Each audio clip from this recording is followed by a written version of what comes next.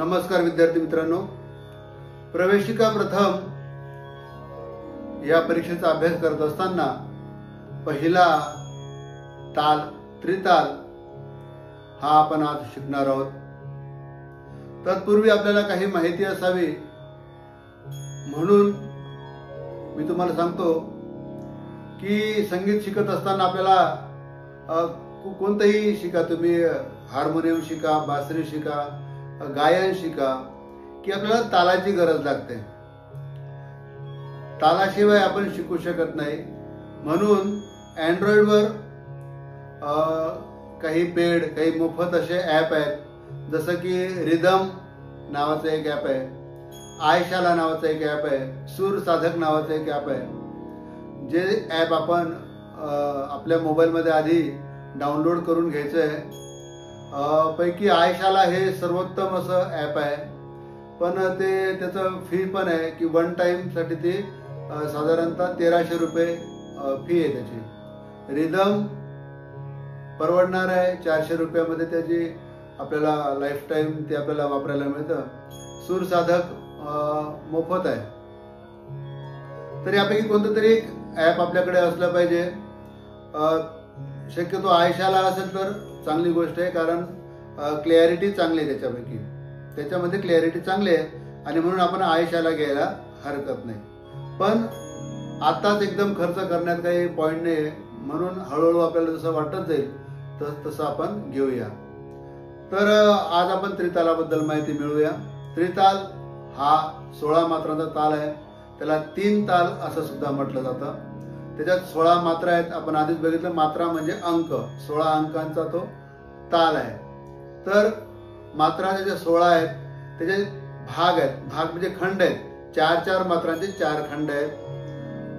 त्याच्यात जी टाळी आहे, सम पहिल्या मात्रेला आहे, 5व्या मात्रेला टाळी आहे आणि 13व्या मात्रेला टाळी आहे, 9व्या मात्रेला काल आहे।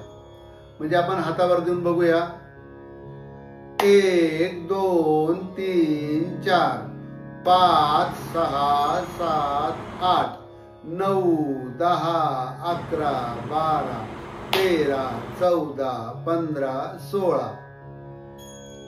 परत एकदा बघूया, 1 2 3 4 5 6 7 8 9 10 11 12 13 14 15 16 1।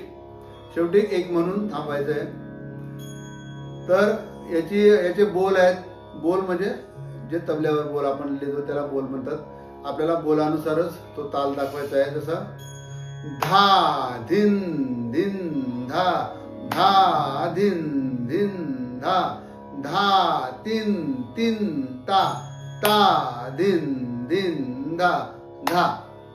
परत एकदा बघूया, धा धिन धिन धा, धा धिन धिन धा, धा तीन तीन ता, ता धिन धिन धा। अशा पद्धतीने आपण तो ताल दाखवायचा आहे हातावर।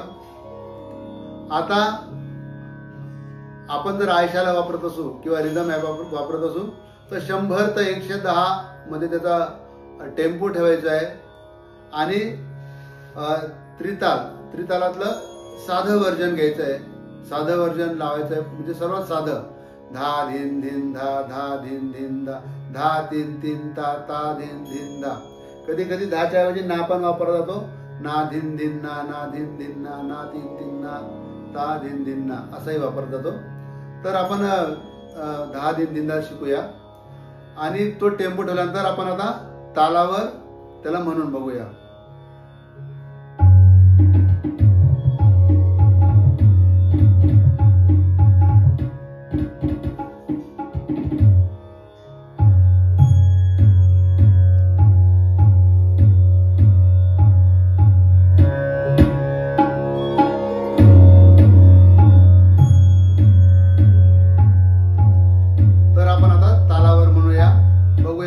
समजाईल।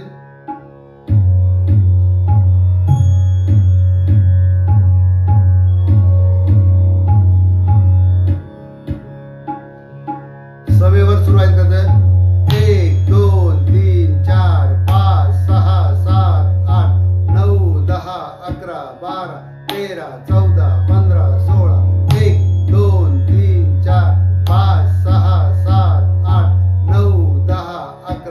12 13 14 15 16 धा धिन धिन धा धा धिन धिन धा धा धिन धिन धा धा धिन धिन धा धा धिन धिन धा धा धिन धिन धा धा धिन धिन धा धा धिन धिन धा धा.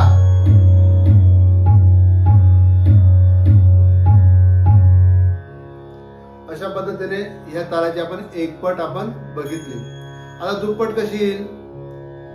धा धिन धिन धा धा धिन धिन धा धा धिन धिन ता ता धिन धिन धा धा धिन धिन धा धा धिन धिन धा धा धिन धिन ता ता धिन धिन धा धा.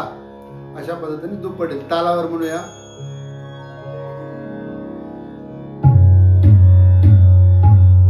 पहिले एकपट मग दुप्पट घेऊया.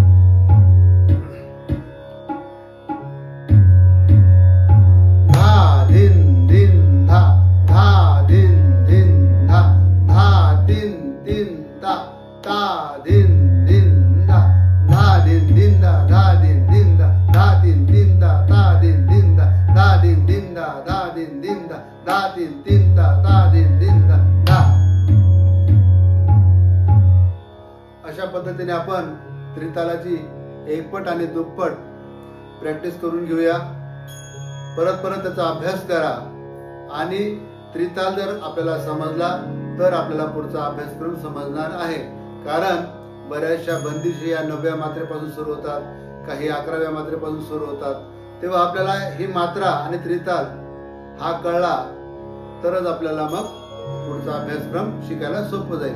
त्यामुळे तुम्ही त्रितालाचा अभ्यास करावा. काही अडचण असल्यास मला कमेंट करून तसं कळवा, म्हणजे मी तुमच्या अडचणी सॉल्व्ह करेन. धन्यवाद.